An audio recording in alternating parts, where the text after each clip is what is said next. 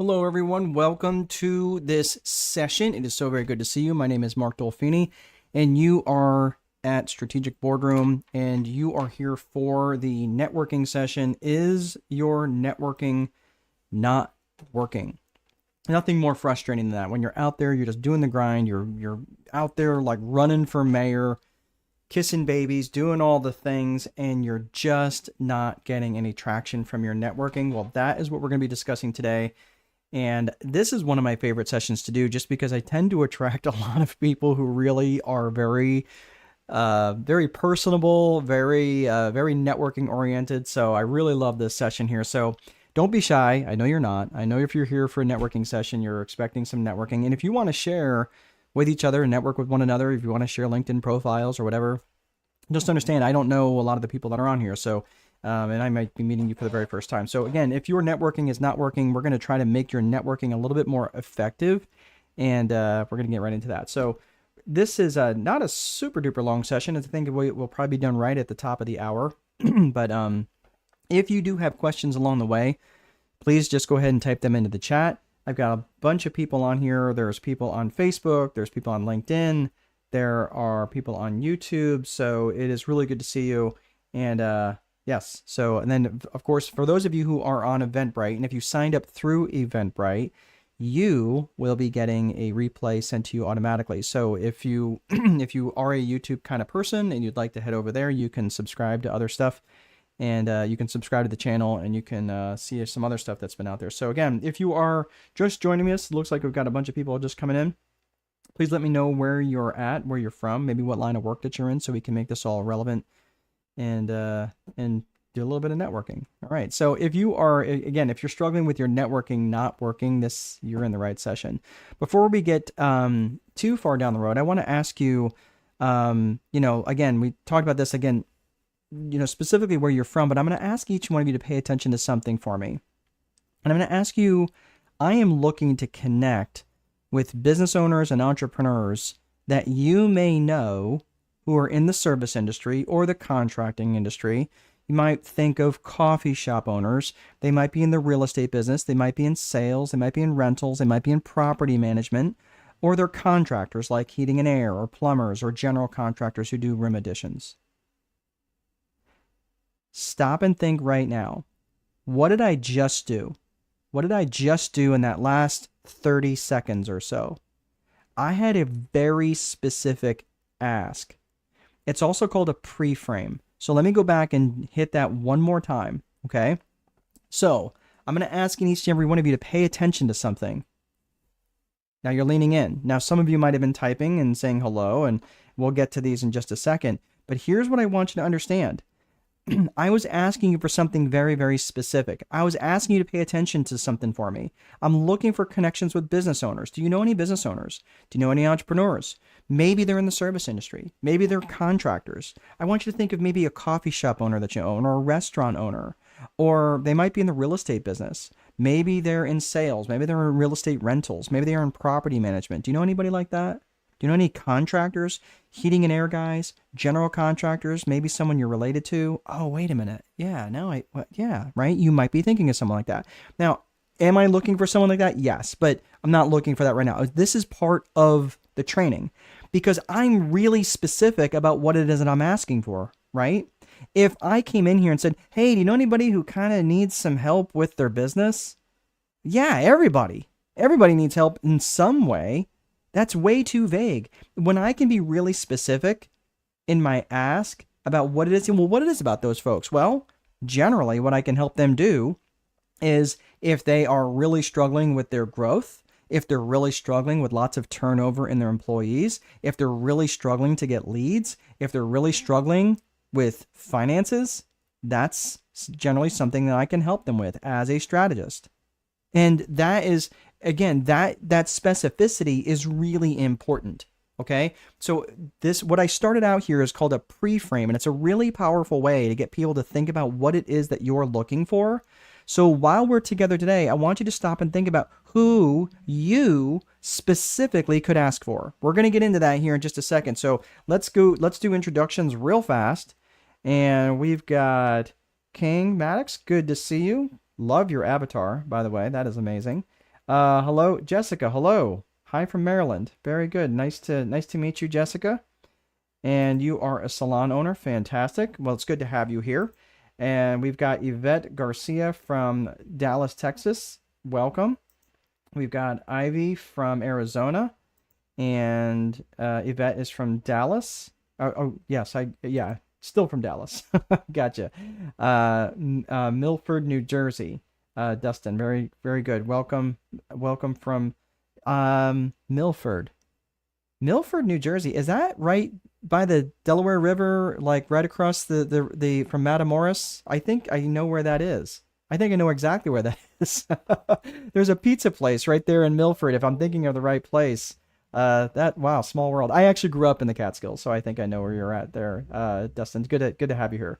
Um, Lisa, South Carolina owns a dog boarding daycare facility. Excellent. Good to have you here, Lisa.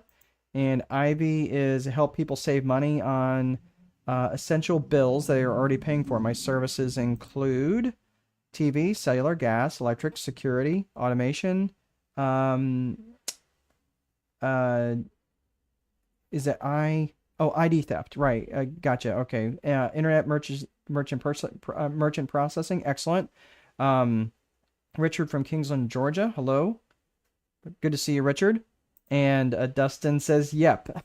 I figured. I knew what that area is, and you might. I'm wondering. I'm pretty sure that pizza place is still there. Really, really good pizza. Probably the best pizza I've had.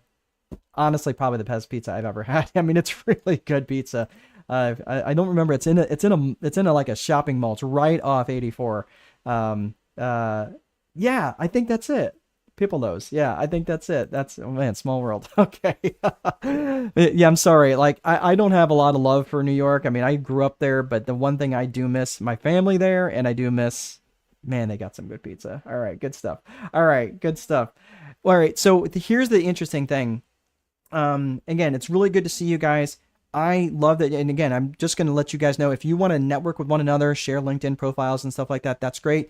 All I'm going to ask you to do is try not to do too much multitasking because we are going to get through a lot of different things here today.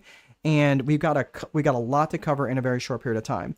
One quick thing I am going to make a note of is this. If, for those of you who may be struggling a little bit with understanding finances and really understanding finances as a business owner. So many, you're going to hear me say this, especially when we talk about the core values of the business. How we are in our personal lives is generally what we bring to the equation into the business world. So if you have a bad relationship with money, or you just don't understand things like balance sheets and income statements and stuff like that, you're like, oh, I'm just not a numbers person. I'm just telling you, set that stuff aside, because accounting and bookkeeping and finance isn't about numbers, it's about rules.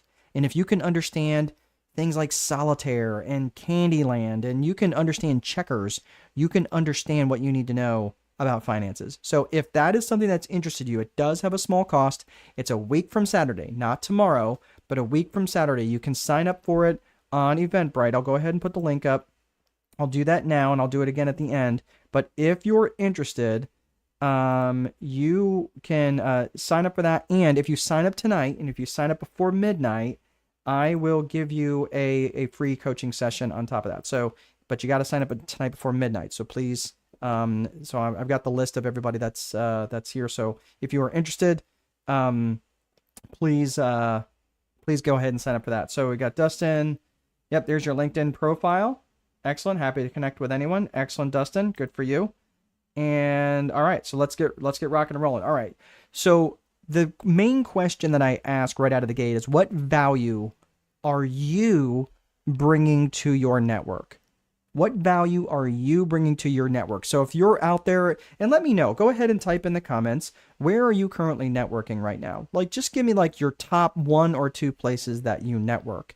And I don't want to see like anywhere, because I know like we can network anywhere. But if you are an active networker, where do you go? Do you go to your chamber after hours, your chamber of commerce after hours? Are you a member of BNI? I was a member of BNI for 14 years. I went all the way up the chain. I was an area director for BNI. Absolutely love that organization. Wonderful organization. I have I mean, I've networked in lots of different places and real estate investment clubs and organizations like that. So, so Ivy is saying I network all across the U.S. and Canada, but specifically where? What events are you doing, Ivy? I love that you're doing that. I love that you're out there, getting there, getting out there. But what events? I mean, obviously you can do networking in airports, you can do networking at the supermarkets, you can do networking at church functions. But do you have events that you're typically going to? And I love that you're doing these sorts of things. But I'm just looking for something specific in terms of like what type of events do you tend to flock to? Because the interesting thing about this is that most time when people are thinking like they're doing networking, they're confusing networking for direct sales. That is not networking. That is you being a pain in the neck to your network. And I'll give you an example. Let's say for argument's sake, I came on here, and I don't have an expectation. I'm doing this for free, right? You did not pay anything to come on here. But I provided value by giving you all a mechanism to connect with one another. There is value in that. Did I say, hey, in order for me to connect with anybody, you got to pay for some stuff? No. I brought you value without asking for anything in return. Really, truly. And that is the interesting thing about when people stop and they think about what value they're bringing to their network first. That is where your networking can really go to the next level, is when you're providing value to your network, but you're not asking for anything in return. Does that make sense? So most times when people are labeling it networking, they're actually trying to sell to the people that's across the table from them. They're actually calling that networking when in reality that's actually direct selling. They're like, yeah, I'm not really getting any juice from the squeeze from my networking. Okay, well, tell me what your networking looks like. Well, I go into a networking function and I'm like Machine Gun Kelly trying to hand out as many business cards as I possibly can. And then I tell everybody in the room about my product or service, and I'm just not getting anything out of it. Be honest. Would you really expect to get anything? What value have you brought to these people? All you've done is punch them in the mouth and talk about you. If you want to be effective, you got to make it about them. You got to bring value to them. So we're going to be talking a lot about bringing value to your network, because if your networking is not working, it's probably because you're trying to direct sell to your network rather than bring value to them. And then all of a sudden they go, huh, they keep bringing me a lot of value. I wonder, what do you do exactly? And then all of a sudden people start to say, hey, how can I bring value to you? And the people that don't, guess what? They probably wouldn't have brought value to you anyway. So this is why I want you to start thinking about this right out of the gate. All right, so we got a bunch of people. So Ivy networks all across the U.S. That's fantastic. Dustin says BNI, Legacy Club. Legacy Club, that must be something local. Friends of Pete created my own group as well. I love that. Creating there's a person who works for Strategic Boardroom, and she has monthly meetups, and she's got like 50, 60, 70 people that show up to her events. She is phenomenal. She's a fantastic networker and also a master connector. She's connecting lots of people inside that group. Really, really good. Jessica, local town business association, fantastic. Social media, Facebook, Insta, fantastic. Excellent. And again, and something that I love about that, where you can absolutely network and network well. In fact, another person who is in Strategic Boardroom, she has her own bookkeeping business, but she also works within Strategic Boardroom. She and I actually connected by just messaging on Messenger. She reached out to me. I said, hey, how are you? Yeah, have we met? No, we haven't met. Cool. Like, what brings you to my page? Oh, just networking, and she actually kept that up. Now, I will tell you this. There are people who connect with me that I will not stay connected to if they make no effort to reach back out to me. If they make no effort to just connect and then they ghost me, I'm sorry, they will be gone. I do not like that. Don't just try to connect and then just make this collection of people. I actually want, and I'll message you, and if you don't message me back, I'll give you a little bit of time, but generally within a week or two, you're gone. Right? Because I can't stand when people are just collecting people and they don't actually connect back. So what are you actually doing? If you are reaching back out to people and connecting with people that way, how are you keeping track of those people, right? Or are you just kind of, letting it fly by the seat of your pants? Again, I get it. It's a lot to manage, but if you are going to use Facebook and Facebook Messenger to network, then I would put it's incumbent upon you to make sure that you're maintaining those connections. So very, very good, Jessica. I like that you're doing that. Yvette, Chamber of Commerce, BNI, Alignable. Alignable, I've seen that pop up a lot. I've not done much with Alignable or even with LinkedIn in terms of networking, but I have seen that. So very good, Yvette. Thank you. Ivy's, churches, BNI, real estate wealth investment. I love that. Very good, Ivy. And Lisa, I'm attending local vendor events, visiting dog parks, connect with dog owners. I think that's phenomenal. That's really good. You're in the dog grooming, right? I love that. I think that's great. Dustin, local community events. That makes a lot of sense. Ivy, I used to do this, but I learned very fast that people will start to ghost you. Yeah. Are we talking about the, you were talking about the Facebook stuff. Yeah, I absolutely agree with that. And Yvette is saying value equals referrals. That is exactly right. I'm telling you, if you're not bringing value to them, why are you there? Why are you even showing up? So again, this is going to be the premise of everything we're going to be talking about in terms of this. So one of the main premise around building value comes to trust, because people are not going to refer you, and they sure as heck are not going to buy from you if they don't trust you. And there are two main elements to trust. Now, this is foundational, and I work as a strategist, which means I look at things from top down. So yes, from the foundational perspective, if people don't trust you, then they're not going to buy from you, and you will never know why.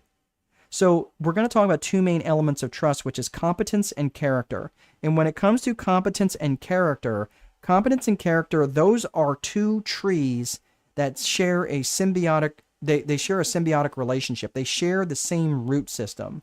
And that is really, really important when you're thinking about creating trust and creating trust with the potential buyer that's in front of you. So when you're looking at creating competence or demonstrating competence, the fastest way to create trust is to demonstrate that you know what you're talking about, okay? But you've got to make it relevant to the person that you're talking to. So if you're only talking about you and you're not making it relevant to them, they're like, oh geez, all he does is talk about himself. But if you're making it, if you can make and demonstrate your competence, but make it relevant to something that is important to them, they will listen to you. Okay. If it's not, it's like being that know-it-all about everything. But again, if it's not relevant to them, who cares?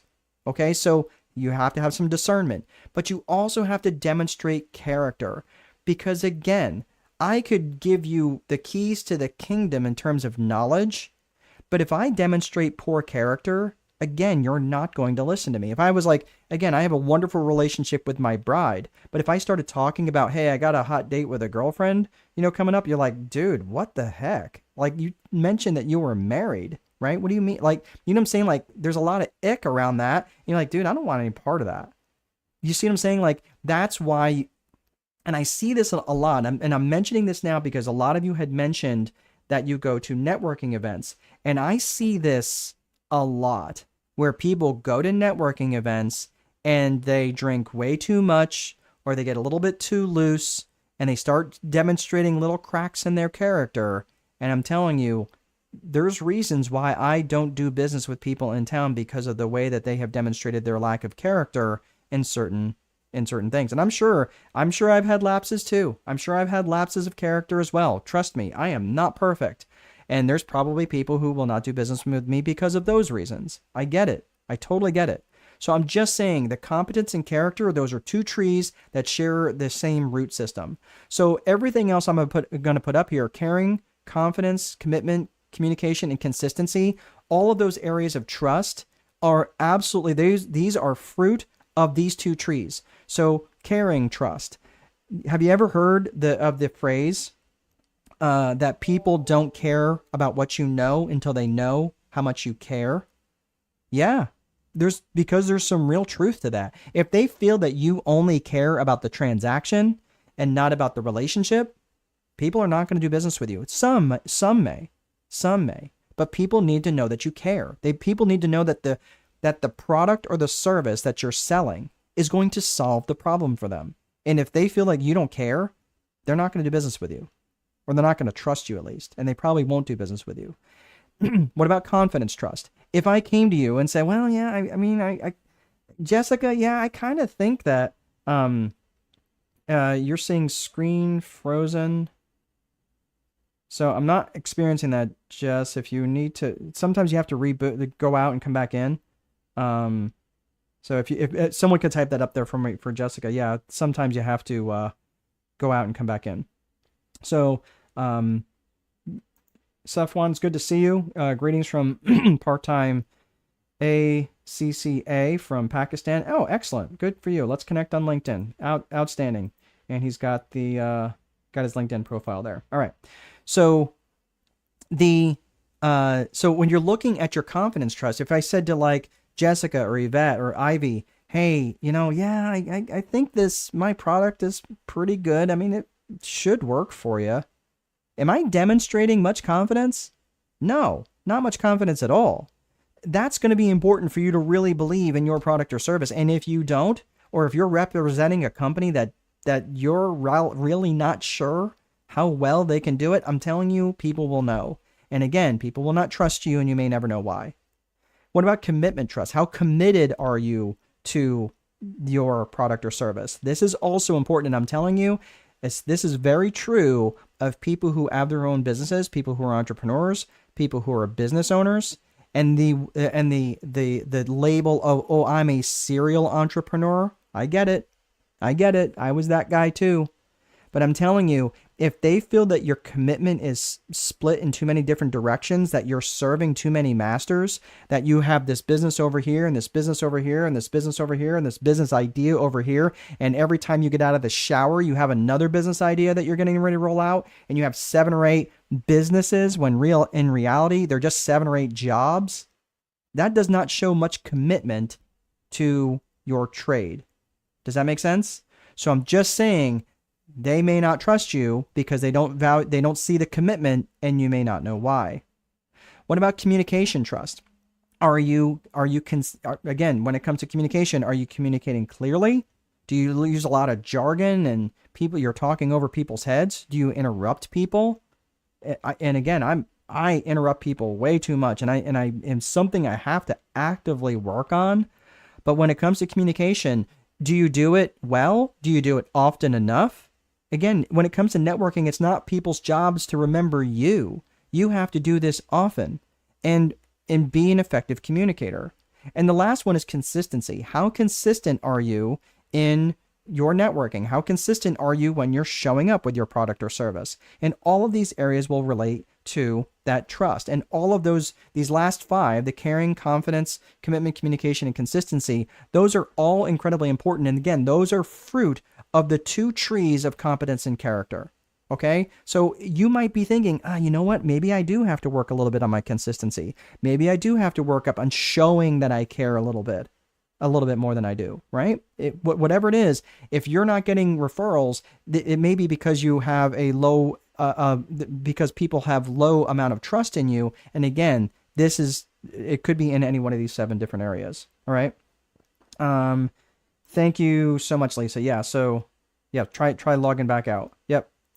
That worked. Okay. Thank you so much. Yeah. Sometimes I don't know what happens, but it's maybe something through Eventbrite or through StreamYard, which is the platform that I'm using. So I do apologize. But for anything that you may have missed, Jessica, or anybody else, if you do have to hop off a little early, again, as long as you signed up through Eventbrite, you will be getting the replay. For anybody else, you can see the replay on YouTube. All right. So remember, everybody has heard this phrase, and if you have not heard it and this is the first time you're hearing it, it's very, very true. The value of your net worth is directly related to the value of your network. I'm going to give you a real world example that I have experienced in the last probably 45 days. I had a real estate, a portion of my real estate portfolio. Most of my money comes in through real estate. And I had a portion of my real estate portfolio that I needed to get a loan on. and I just could not get a loan for whatever reason. These banks had these weird, like, banks are really hard to borrow from right now, and they wax and wane. That's what it is. So I ended up calling this guy, and his name's Walter. I say, hey, Walter.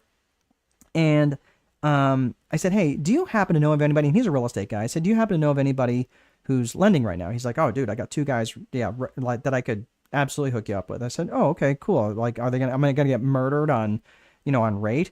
Yeah. And he's like, no, they're just, they're saying yes to some pretty cool stuff. I'm like, all right, am I gonna get killed in fees? He's like, no. He's like, okay, cool. Well, yeah, let's give it a try. Call him up, and it was such a smooth transaction. Had I not known Walter and reached out to him in my network, knowing that he had connections like that, he made this, this loan went through so easily, and it had some fur on it. It definitely did have some fur on it, but he was able to get it done. And that directly related to a significant transaction for me because of my network.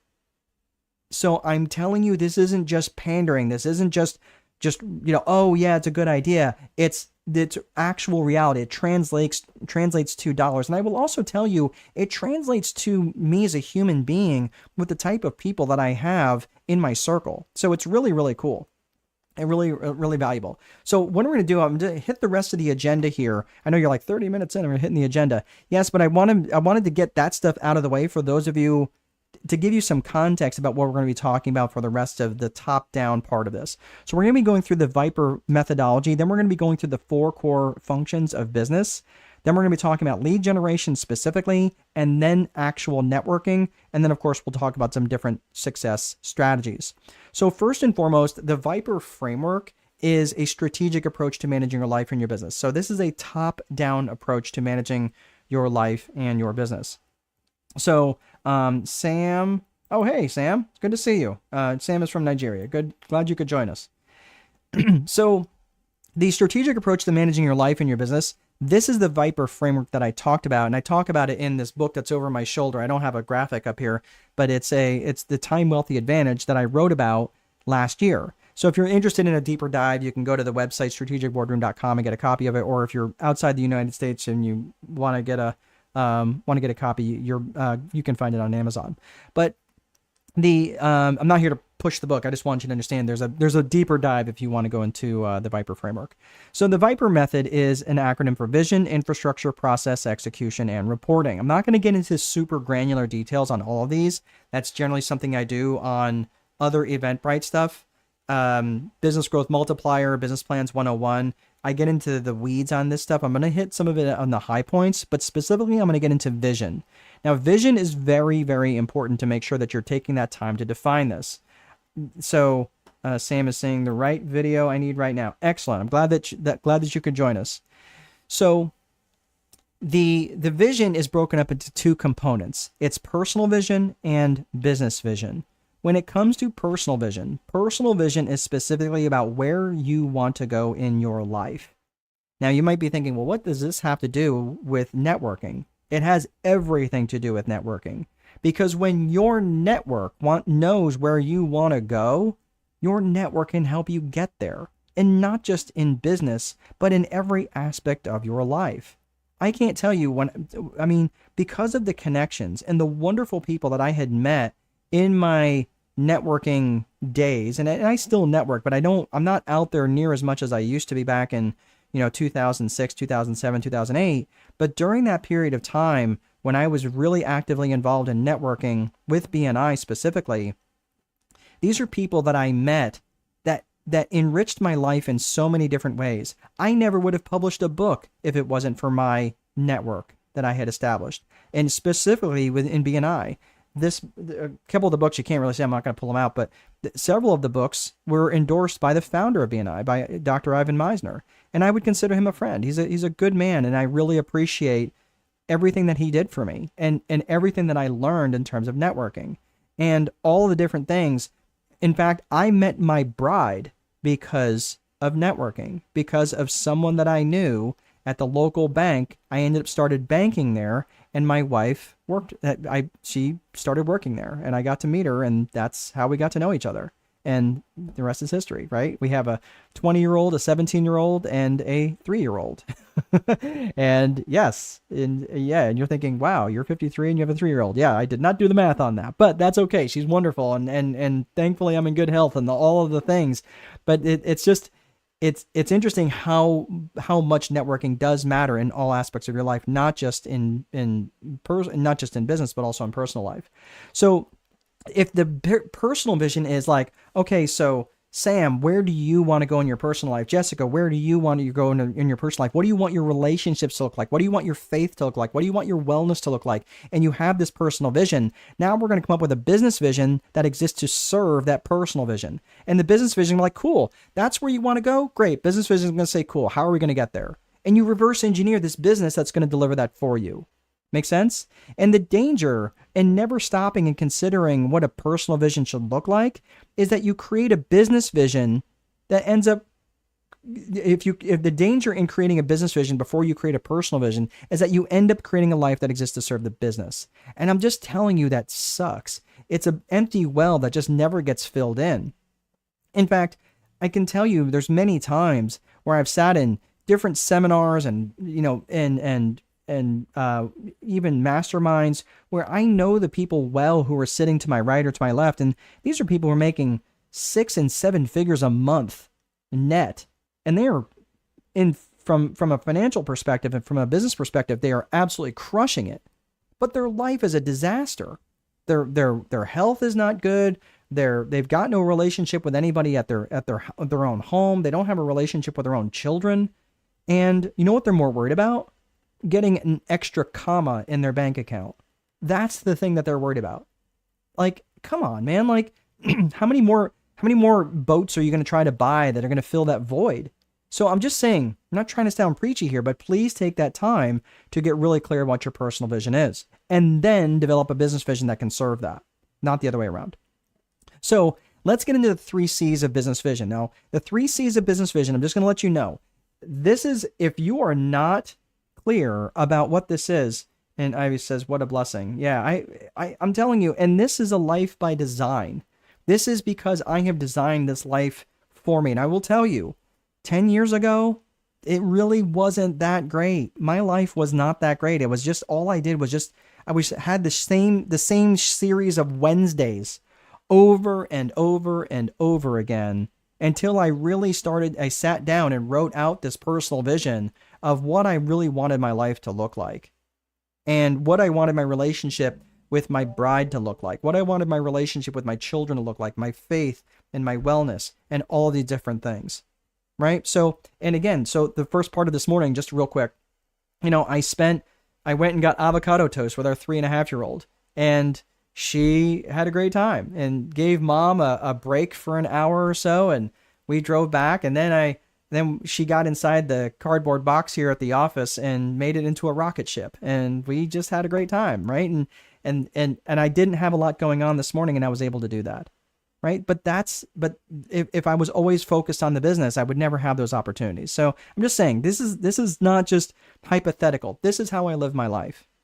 So let's get to the 3 C's of business vision. Now, I want to let you know, you might be thinking, well, what does this have to do with networking? It has everything to do with networking. Because whether you have a business of your own or you're networking on behalf of someone else, these 3 things are going to show up in your networking. And if you're not clear in any one of these 3 things, it's going to show. And it's going to show as confusion in the mind of the person you're trying to create as a referral partner. Not someone to buy from you. That's direct sales. I'm talking about someone who you're trying to network with. Because again, I didn't call up my friend Walter and ask him to loan me a bunch of money. No, because that would be me selling him on that idea. I called him to say, hey, who do you know that can loan me some money on this portfolio? He goes, man, I got 2 guys. I got 2 guys I know, and if one can't do it, the other can. Okay, perfect. And it made it workable, made it very, very workable. So I'm just saying, let's look at these 3 C's of business vision. It'll make more sense. Those 3 C's are core purpose, core values, and client avatar. And I'm just telling you this, anytime I get hired in as a strategist or as a fractional CSO, chief strategic officer, and I am brought into an organization and I'm looking at these 3 things, Almost always there are holes in these three areas. And when there are holes in these three areas, or any one of the areas, any combination of them, they are struggling with a lot of turnover. They are struggling with finding clients. They're struggling with bad company culture. They're struggling with profitability. They struggle in all sorts of ways. So let's get and unpack the core purpose, core values, and client avatar. Core purpose is specifically what business are you in, and specifically what problems do you solve. And you have to be highly specific in your answers. And again, if I was going to ask anybody on here, again, Jessica, Saffron, Yvette, Ivy, Dustin, what business are you specifically in? And there's a dog groomer on here. And I would say, so, okay, fine. What do you specifically do? Will you do that for all breeds, or do you really like to work with certain breeds? Maybe you only like to work with large breeds or small breeds or whatever. Okay. But these are the sorts of, this is really, really important for you to get really specific about what you will do and almost be a little obnoxious about what you won't do. Make sense? Like, think about it. Does Starbucks sell cheeseburgers? No, they don't, because that's not part of their core purpose. So let's, again, and be really specific, highly specific about what problems do you solve. You say, well, I do a lot of things. Okay, I respect that. And there was someone on here who talked about all the different, I think it was Ivy, who talked about all the different things that she does with internet, internet service and ID protection and, identity theft and all that other stuff, right? I get that. But make it around an avatar. Make it around a type of individual that you're looking for. Think of yourself, if you do have an abundance of products and services that you offer, excuse me, let me get some water here. If you do have an abundance of things that you offer, think of yourself like a mechanic. So what does a mechanic do? A mechanic generally will work on a vehicle. Do they only replace headlights? No. Do they only replace fan belts? No. Do they only replace wiper blades or do brake jobs or mufflers? No, they can probably do all those things, right? Will they work on a transmission? Maybe not, because that's probably too highly specialized. Make sense? So this is where you start to go, that's not really what I do. Hey, like there's a shop that I know. I take my car to them all the time. They do not sell tires. But you know what they do? They'll order the tires, they'll bring them in, they'll put them on. That's what they will do, right? But they don't specifically sell tires. They say, hey, we actually buy them from this vendor, we bring them over, we put them on, right? So I want you to think about it from that perspective, but they do only work on passenger-rated vehicles. They won't do dump trucks. They won't work on your lawnmower. That's what I want you to think about in terms of your core purpose, okay? Especially for those who offer lots of different products or services. I want you to think of, hey, what business are you in? What problems do you solve? Hey, we get you up and running again. That's what you do. That's where you need to think about that as a mechanic, right? The mechanic, hey, we get you on the road again, nice and safe, and we do it, we do it using original equipment manufactured parts, OEM parts. Okay, great. Let's talk about core values. Now, core values is what matters to you about this business and how would the world be worse off if you went out of business. That's from the business owner's perspective. But your core values is demonstrating who you are. Okay, so I want you to think about this.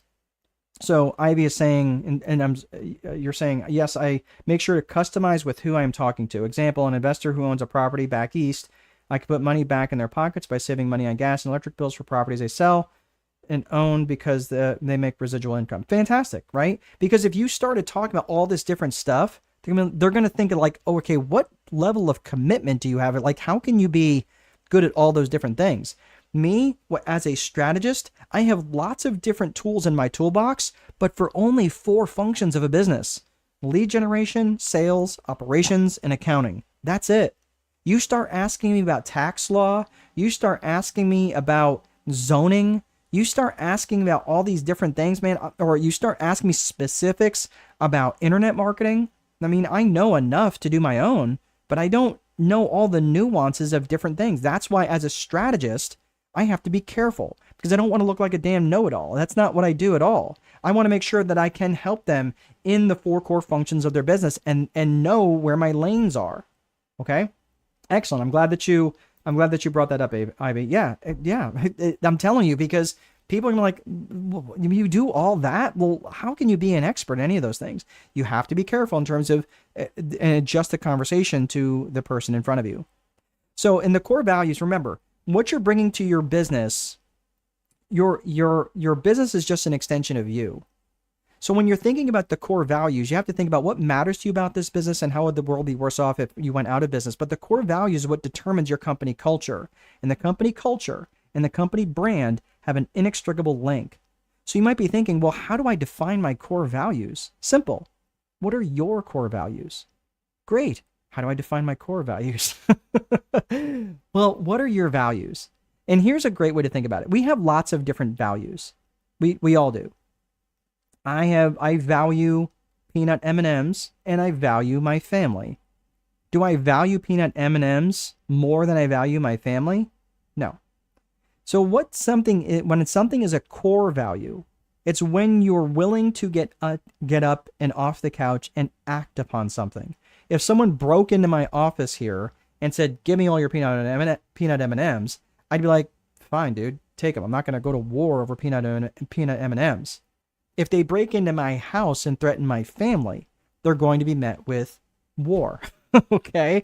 Because that is a core value. So that's why I'm saying think about a core value based on the extremes. Have you ever had a friend?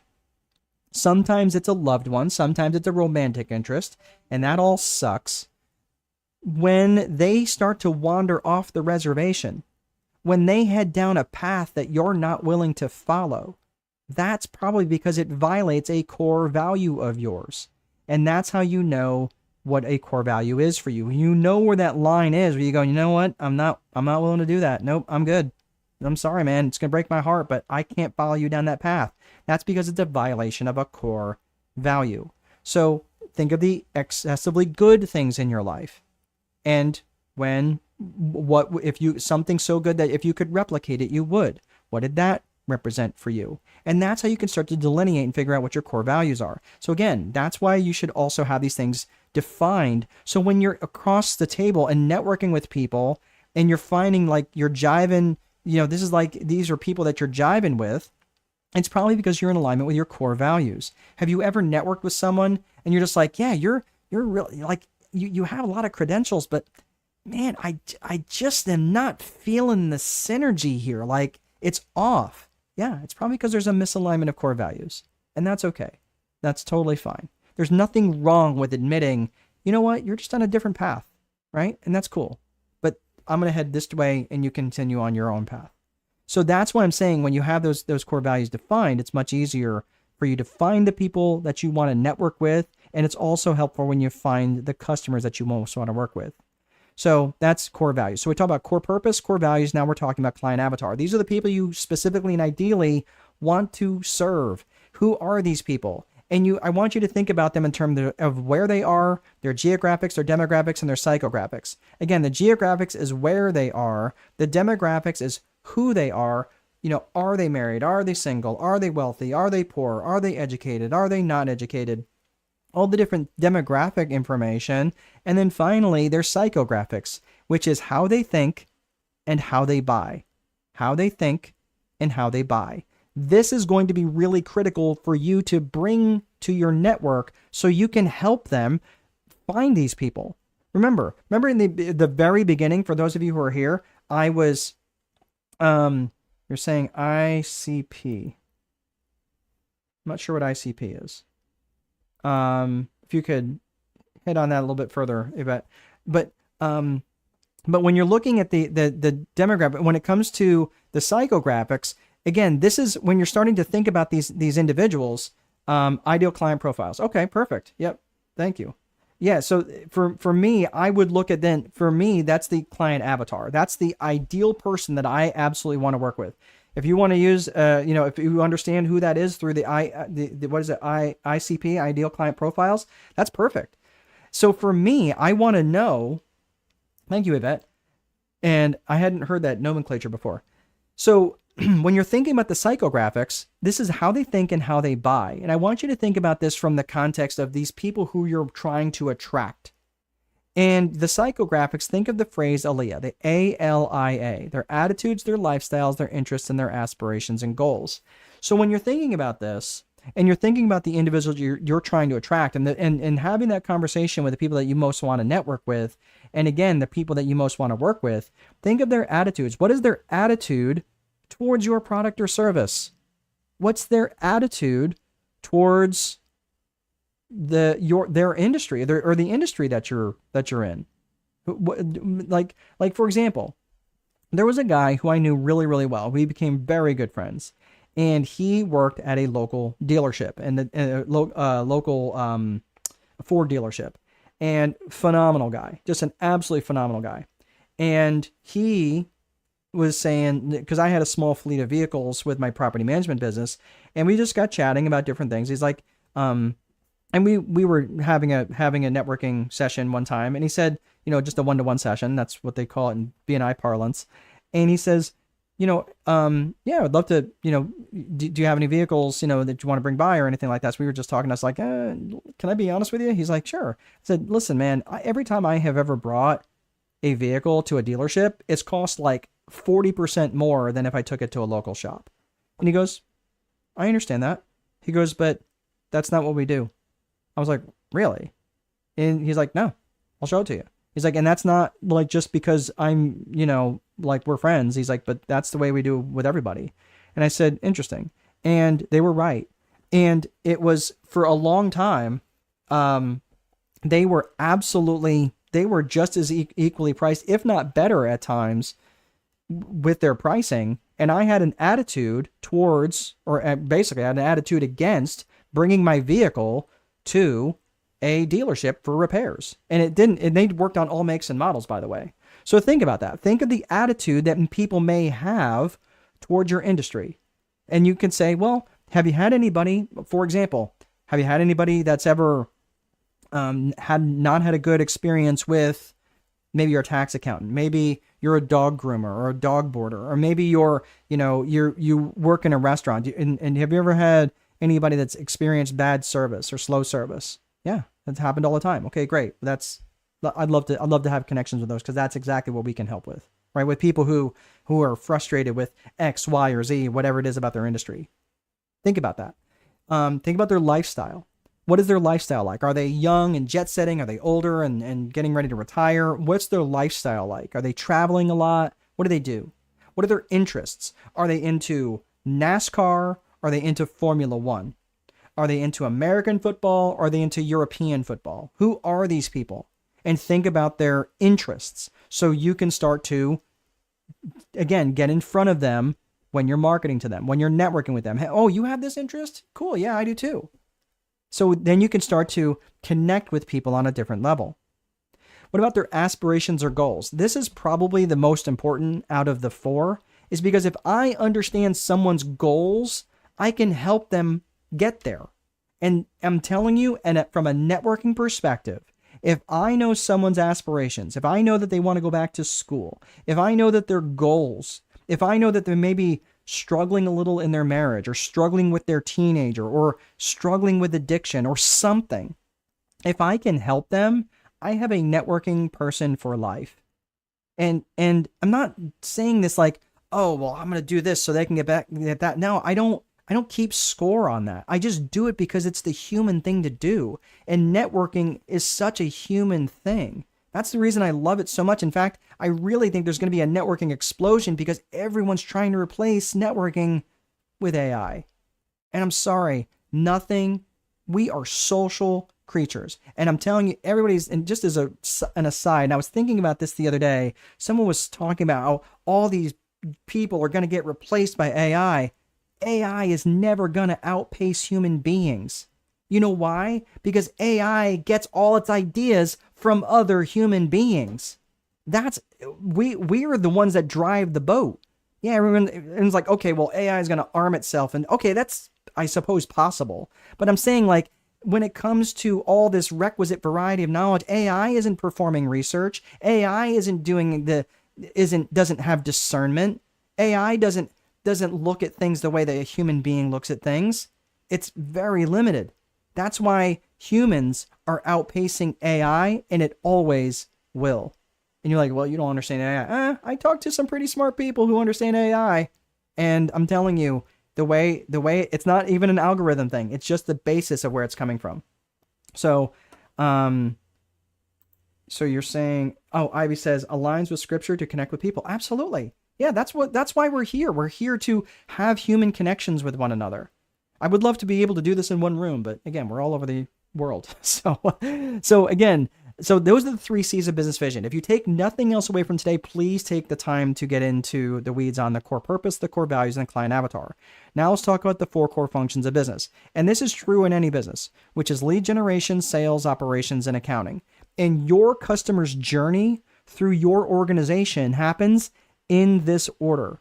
First lead generation, then sales, then operations, then accounting. Now, I will tell you this. The most effective networkers don't just hand people off once the networking done, once the sale is done. The most effective networkers stay in contact all the way through, and they never stop connecting. That's something that I call infinite marketing. Infinite marketing means that once that person is in your atmosphere and breathing your air, they never go anywhere else. And that is your job. That is your role. So I want to make sure that you don't forget this when it comes to the 4 core functions of business, that these people, even though that they have paid the bill and moved on, and you're like, man, they're not going to buy from me again. Really? Because it's not about, that sounds an awful lot to me like direct sales. Have you asked them, is there anyone that you can think of that maybe could use what we did for you? The car, the roof, the insurance, the whatever. Think about that. They can become massively valuable referral sources for you. Have you asked up front, hey, during the sales process, hey, I know we're just meeting, Ivy, I know we're just meeting, Jessica, I know that we're just sitting down to meet for the first time, but would it be okay? And I know we've got some stuff to do. I know we haven't decided on buying anything yet, but it would be okay if we revisited perhaps you giving me a referral if I do a really good job for you. No one in the world is going to say no. No one's going to say no. So then you have permission to follow back up after everything's been executed, after fulfillment, after the bill's been paid, and you can say, hey, so remember way back when we started talking about this, I was asking you if maybe there's someone who else could use what it is that I have, this product or this service. Did you happen to think of anybody who does this, or, who could use this? Yeah. Oh yeah, actually my sister, okay, great. Thanks so much. And there are entire industries built on people doing just that. And so few people actually do it because it takes intention and you can't forget. Let's talk about the lead generation function. It lets the world know that you're out there through a variety of marketing approaches. And I'm not going to get into the weeds on this, but there's outbound lead generation. There's inbound lead generation. People often confuse the two. Outbound is, I want you to think of who initiates. So outbound marketing is like the company initiates, like they're putting out commercials and advertising. Inbound is more like someone searching for you and they go on, and that's where SEO can really be helpful. Like, how do I get rid of, butt worms, right? And you're like, oh, okay, cool, right? So it's typing in here, and that's inbound, right? And then direct response type marketing, where people are actually taking a very specific response to whatever advertising you're putting out there. You've got networking, of course, which is what we're talking about today. You've got alliances, you've got joint ventures, you've got press releases, all of these different various marketing approaches. And all of this should have networking at the center of it. You should know as a networker everything that you're doing in your various marketing approaches. If you don't, people will be like, oh yeah, I saw your ad. And you're like, what are you talking about? That's going to be important for your people for you to know, whether you're doing affiliate marketing or whatever else it is. It's all interconnected. And here's the thing about networking. Many people also refer to this as word of mouth marketing. And word of mouth marketing, there are two truths. There's a universal truth when it comes to word of mouth marketing. And the universal truth is it's always working. Word of mouth marketing is always working. The question is it working for you or is it working against you? And that is the question you have to consider. Look, the truth is this. The new gold rush is for attention.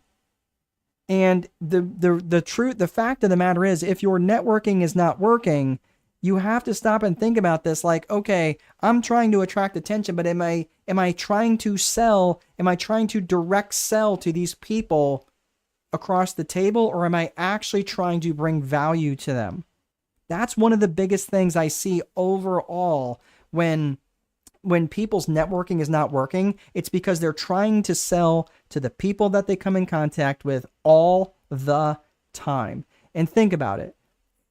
Maybe some of you back in college, and maybe some of you are young enough to know this now. Like, have you ever like been around like the obnoxious drunk guy at the party? And like they've just been drinking since like Wednesday and it's like Friday night and you're like, oh my gosh, don't make eye contact, right? And every joke they have, they think is the funniest joke ever. And you're like, oh my gosh, he's told me that same joke 9 times already. And you're like, you don't make eye contact with him, right? That's you. You're the drunk guy at the party when you're always the one trying to sell to everybody in your networking events. Don't be that guy. Don't be that gal.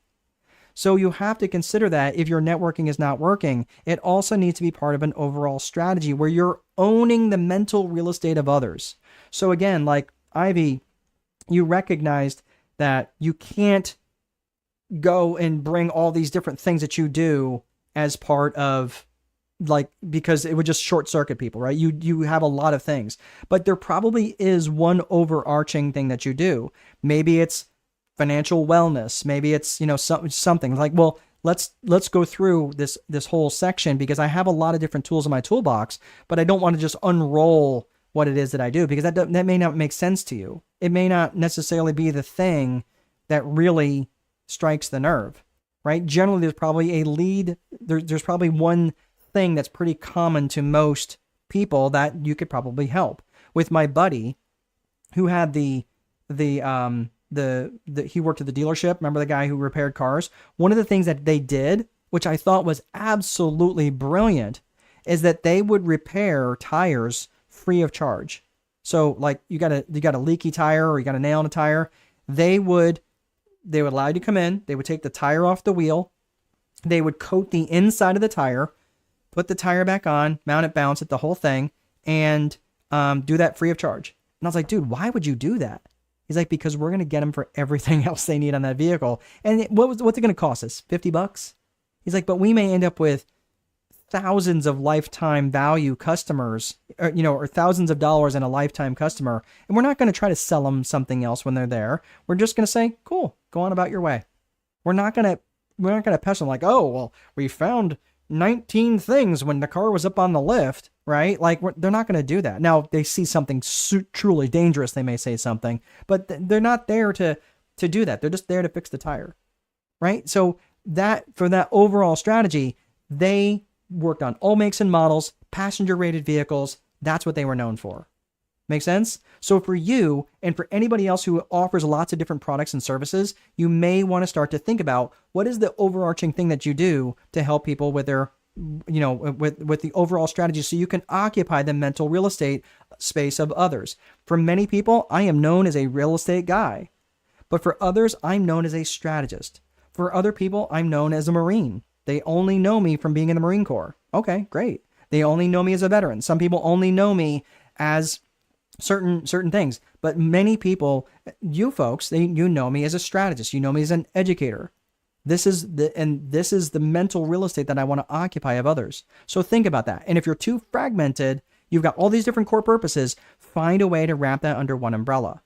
And this all comes down to visibility, credibility, and profitability. This is something that for those of you who are in the B&I world, you may recognize.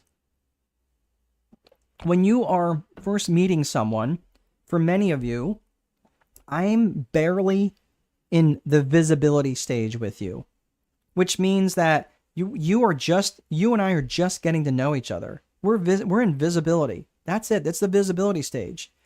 It's not until we get to credibility where you start to recognize my capabilities, my competence, my character even. That's how that credibility is so important. I can't get to profitability with you until we go through visibility, then credibility, and then profitability. Too many people, they try to short circuit this process that they meet, they exchange business cards, and they go, oh, you've got a widget? I need to buy a widget. Let me sell you a widget. And they're like, dude, whoa, light a candle, romance me a little bit. Like too much too soon.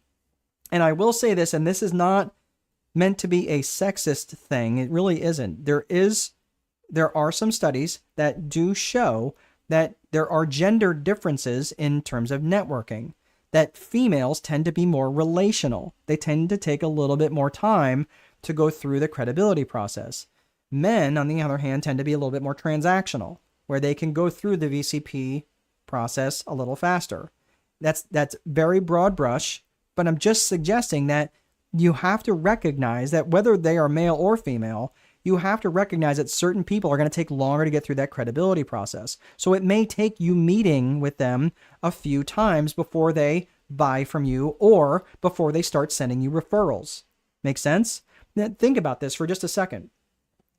Have you ever had someone that recommended like a book or a movie to you, and they were like, oh my gosh, this is the best book, this is the best movie, this is the best restaurant, right? And you go and experience this book, the movie, the restaurant, and you're like, why would you think I would enjoy that? Like, it was a terrible experience. And you're like, yeah, that place was terrible, right? You're like, oh my gosh, I love that place. Now you're like questioning this person's like character. You're like, really, dude? Like, you thought that was good? Oh my gosh, why would you think I would enjoy that? Have you ever had that happen? Yeah, of course we all have. That is because when you're giving a referral, it's very much the same way. I gave a referral to someone who was in a direct, they were in an MLM, a multi-level marketing thing. And when they asked me, hey, do you know so-and-so? I'm like, yeah, here's so-and-so. Yep, I'll connect you with them, whatever. And that person called them morning, noon, and night and would not leave them alone. Like, they just punched them in the mouth with all this, just like way overpowered them. And like, finally they were like, stop calling me. Like, they had to tell them to stop calling me. And then they finally come back to me like, man, that woman, did I do something wrong? Did you suck that woman on me? Like, she was like a bulldog. She wouldn't let me go. So that's why I'm saying you have to recognize that when people are sending out referrals, they're sending out a piece of themselves with that. That's why that visibility, credibility, profitability, that's why sometimes it takes longer for people to give you referrals. So if you're not getting referrals, again, maybe you're trying to get to profitability too fast and you're not allowing that credibility phase to take place.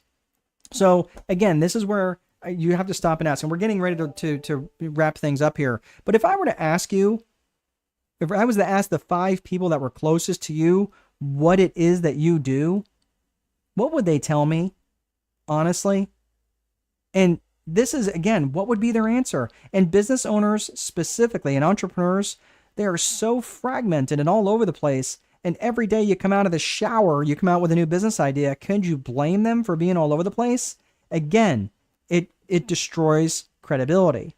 So again, it comes back to the whole concept of owning their mental real estate and being divisive and taking a stand and standing for something specifically, but standing against something specifically. And again, you can think of politics on this if you want, specifically American politics. But again, in order to stand for something, it's going to mean you're going to have to exclude some people, and that's okay. Your marketing, and I know we're not necessarily talking specifically about marketing, but when it comes to marketing, this is where you're going to attract and repel, just like a magnet.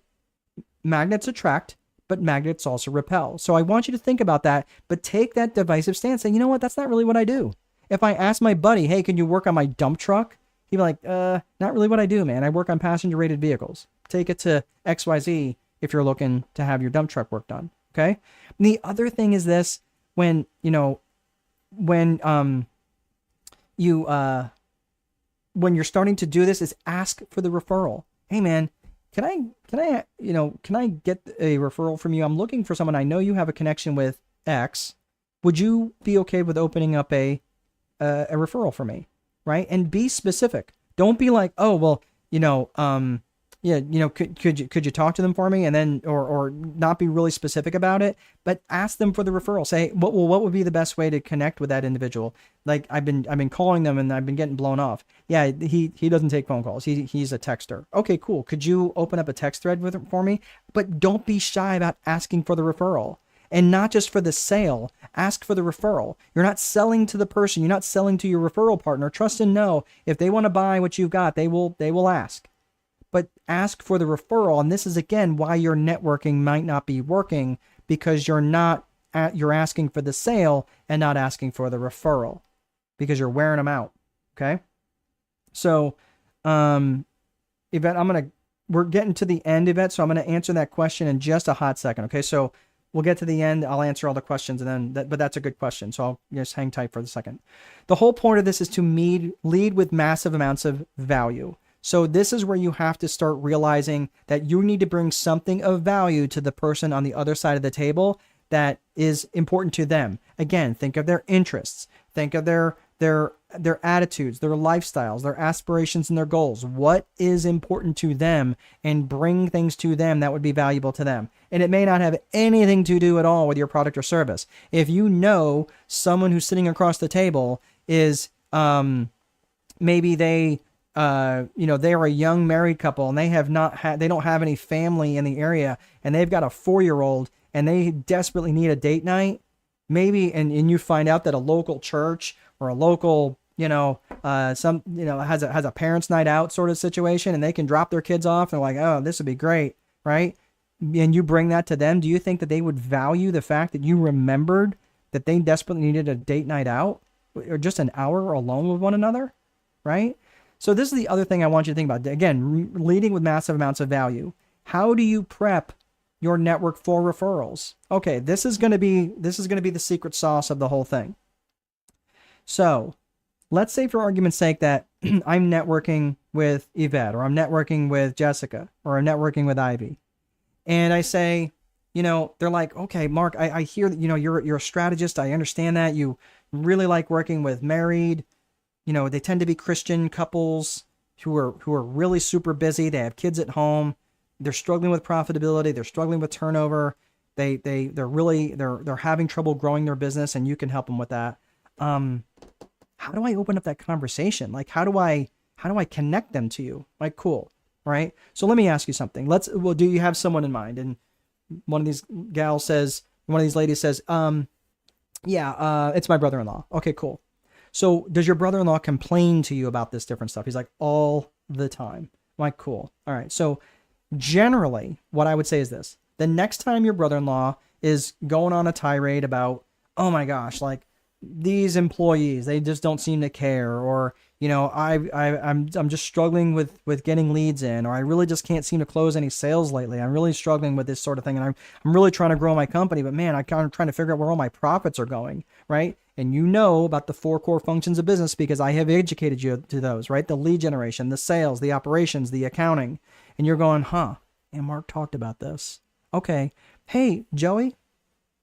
Yeah, you've been talking about this thing for a while. Let me ask you, do you have anybody helping you with that? Who's helping you with that?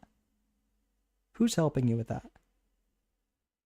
Now, I'm educating Ivy and Jessica and Yvette on how to get a referral to me. So if I say, hey, the next time you hear Joey talk about that, just say, hey, who's helping you with that? Who's helping you with that? And you'll go, yeah, I can say that. Am I making sense? Because I know I'm jumping around in different characters here, but I want to make sure, like, hey, ask that person or tell that person to say, hey, who's helping you with that? And the referral partner can say, like, yeah, I can say that. Great. Because you're not, oh, you totally got to call so-and-so. No, that's not going to work. But who's helping you with that? Well, I don't have anybody helping me with that. I don't know that there is any help for this.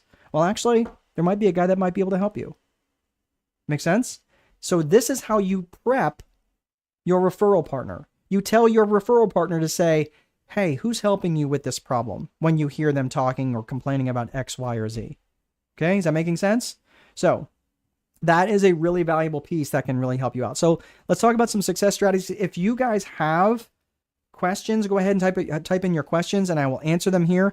But again, I just want you to understand there's a couple things in terms of success strategies. It's understanding the 15 reasons why people will buy. There's the principles of persuasion and certain mistakes to avoid. So this is this thing. I'm gonna put this up on the screen so you guys can take a quick copy of this. And there's 15 reasons why people will buy. I generally put this up on the Marketing Magic, but this is something I want you guys to know. And when you can figure out why people are going to want to buy from you, they're going to want to buy because they want to make money, save time, avoid effort, escape pain, emotional pain, physical pain, whatever. They want more comfort. They want better health. And better health could be in the form of less stress, by the way. They want to gain praise. They want to feel more love. They want to increase their status within their tribe. They will buy for truth. And they will buy for truth, especially if they have felt lied to in the past. That's very, very powerful. They'll buy for growth, which could be in their knowledge, their faith, their wellness. They'll buy for novelty, just because something is new and improved or whatever. They'll buy for certainty or more perceived control. And they will buy to be in contribution to others. So, what I want you to do is take a screenshot of this, and your homework is going to be to come up with as many reasons as possible how you directly or indirectly help them save money, or make money rather, right? So I want you to come up with 10 different reasons under each of these how you directly or indirectly help them with these 15. So how do you directly or indirectly help them make money? How you directly or indirectly help them save money, how you directly or indirectly help them save time, avoid effort, escape pain. Because then you can, when people are talking and you've already worked this out on paper, you've already worked this out in your mind, when someone else starts talking to you, and again, especially if you have a lot of different product or services, you can help them in a lot of different ways. So you hear, oh yeah, I can help them with this or that. Again, directly or indirectly, and that will help you be much more effective in your marketing. When it comes to principles of persuasion, this is really about reciprocity. Now, there's different principles of persuasion which relate to reciprocity, commitment and consistency, social proof, liking, authority, and scarcity. I'm not getting into all those. That's actually a book written by Robert Cialdini called Influence, and that's a great book. But it really is all about reciprocity. If I'm going to give something to you of value, you will give something to me of value. That's the nature of reciprocity. And again, so I'm going to ask you this really hard question. If your networking is not working, if you're not giving any referrals, how could you possibly expect to receive any referrals? Ouch. How many referrals have you given in order to expect any in return?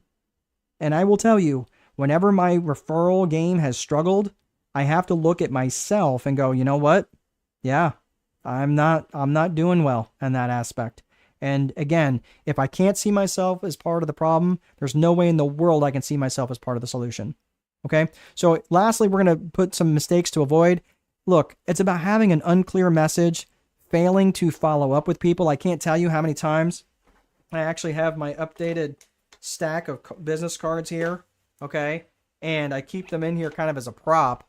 But how many times you go to these networking events and you fail to follow up, and you look at that stack and you're not even sure who these people are. Yeah, I get it. You have to follow up in your networking. Monopolizing people's time, like they're the only networking person that you're going to talk to that entire evening, or that's the only person you're going to network with in your network. No, you have to have other people. And also being inauthentic. People will smell that out in your networking, and that comes back to character that we talked about back in the 7 areas of trust. So don't be inauthentic. Don't be something you're not, because people will sniff that out. And of course, not giving referrals. These are all the mistakes that you have to avoid. So the other thing was talking about being transactional versus relational. So again, when we're talking about going through the VCP process, visibility, then credibility, then profitability, this is all about the transactional versus being relational. You cannot get to profitability too fast. And of course, getting to trust as quick as possible. You have to demonstrate trust, and the fastest way to do that is by demonstrating competence, and the fastest way to destroy trust is to demonstrate a lack of character. So these are the last couple slides I have. I'm just going to show you something real fast. This is actually a guy, MacArthur Wheeler and Clifton Earl Johnson. They had robbed 2 banks in Pittsburgh back in the mid 90s, and they made no attempt at all to disguise themselves. You want to know what they disguised themselves with? They put lemon juice on their faces, and they were fully convinced that they were invisible to the security cameras. Yeah, I'm not making that up. And of course they got caught. And of course these two guys, I think it's David Dunning and Jason, I think it's Justin Kruger. They were two psychologists, and they're like, okay, there's got to be something about how false confidence plays a role for people in different aspects of what they think they know versus what the actual reality is. And this is often very true for business owners. So everybody starts down here at the bottom where they don't know very much and they have very little confidence. But then they say, well, how hard could it be? And their confidence spikes very quickly until they get to the peak of Mount Stupid. And then it crests very quickly and they start to realize, oh my gosh, I didn't know what I didn't know. And it crashes down very quickly until people get into the valley of despair. And if you learned a little bit, but your confidence is in a massive crisis. But if you keep learning and you keep working on your competence, and you'll eventually start up that slope of enlightenment until ultimately you get to the plateau of sustainability. My point here is to have a support system. And the support system that I would recommend for you, again, this is where we do a lot of networking, different things, I have a school community called Strategic Boardroom, and you can head over to school.com/strategic boardroom, and we hit all sorts of different things. I'm not here to promote this. I just want to give you something to consider if it is something, if you're looking for a community that you guys can network in. They are business owners just like you. So again, if it's something that you are interested in, you can head over there as well. So one last thing I'm going to do, and then I'm going to get to the questions, is there is a money and finance business owner bootcamp that I have. It's a week from tomorrow. So it's a week from Saturday. And if you are struggling with your understanding of business or finances as a business owner, this isn't going to make you into a bookkeeper. This isn't about making you into an accountant or a tax accountant. This is about understanding being a business owner and everything related to balance sheets, income statements, and just the things that you need to know and nothing you don't. Well, and in addition to that, you also get the full access to the money and finance course, which is it really goes through nuts and bolts of making you not only strategic in your thinking, but also bankable. So if you want to learn how to borrow in the name of a business, that course is for you, and you get that for free. And if you sign up today before midnight in this course, and this is where I will also put the Eventbrite link in there. If you sign up tonight before midnight, I will also throw in a one-to-one strategy session with me. So that is in the comment section there. Let's get to the questions. All right. So got a question from Yvette that is, okay, how do you get there showing up consistency one-to-ones? So I think what you're asking specifically, when you're saying how do you get there, and like how do you get to this area where people are trusting you, how do you get there where people are networking with you? I do believe it's about consistency, because this goes back to that consistency trust. So think about it. There were people that I swear to you, I think the only thing that they did when it came to anything that resembled work was showing up at networking events. I would go to random events, and not random, but it didn't matter if the event was at like 10 o'clock, 11 o'clock, noon. They were at every single event. I'm like, dude, do you work? Do you do anything other than this? And I knew they were the one doing fulfillment as well. Like, you can't be, like, you're not that busy. But the thing was, they never actually spent any actual one-to-one time with anybody. They just showed up at events. And I'm like, man, like, are you really making any money at this? And so that was they were consistently showing up in one area, but then I would say, well, hey, why don't you and I, meet for coffee or something like that? And I could never pin them down. And it was a lack of consistency. They wanted to, oh, well, I can't because I do all my networking out in the open, but I never do any one-to-one. Okay, well, dude, I want to get to know you a little bit. You're highly visible, but I don't know how competent you are. I don't know how credible you are. You just keep showing up to all these things. And if all you do is all this networking, but you're not demonstrating any credibility, I'm still not going to refer you, and I'm certainly not going to buy from you. So this is where, again, there's a fantastic question, Yvette. What I would suggest is making sure you're consistent, but making sure you're consistent in the right ways. So you have an opportunity to demonstrate your competence, but also so you can learn about the other person on the other side of the table, so you can give them referrals as well. So you can not only be referable, but you can also refer to others. And this is also, again, so you can ask them, and you're like, well, what do I ask people? Well, who are you looking for? What kind of attitudes do these people have? What kind of lifestyle do they have? What kind of interests do they have? What kind of aspirations and goals do your ideal customers have? Make sense? Remember, ALIA, that's the psychographics: attitudes, lifestyles, interests, and aspirations. So again, really, really good question. Thank you. Yvette, you are more than welcome. Okay, everybody. We're going to put the fries in the bag and put the tray tables and seat back and up in the upright and locked position. It is really good to network with you today. Ivy's saying, I like being a book of resource for anyone I network with, and I love when they do the same for me. Absolutely. Yeah, it's fantastic. And you're the person, oh, I got a guy, or hey, I got a gal that can do that. I love that. Yeah, I love that too. All right, that's everything that I have, everybody. Thank you so much for sticking around. Let's see. Lisa's asking, will you have another date for the Money and Finance Business Owner Bootcamp? I just can't make that date work, but we'll definitely sign up for it. So Lisa, this is the first time I've ever done it, and I'm getting an okay response to it right now. Again, it's a little early. Usually most people sign up a few days before. Here's what I can offer you is if you sign up today, you and I will get a one-to-one session. You will also get the replay sent to you. So if you can't sign up for the session, you will get the replay.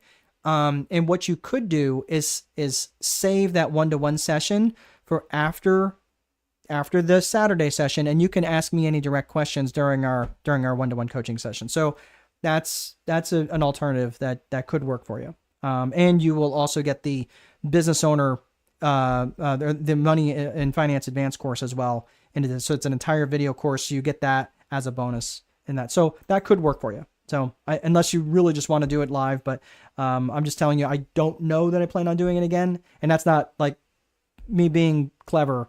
I just truly don't know that I'm doing it again. I'm doing it just trying to test the market, see if there's interest in it. So thanks for letting me know that you'd sign up for it. But that's why I'm offering the replay, and that's also why I'm offering the course. So Dustin says, thank you, Mark. You are more than welcome, Dustin. Enjoy that pizza.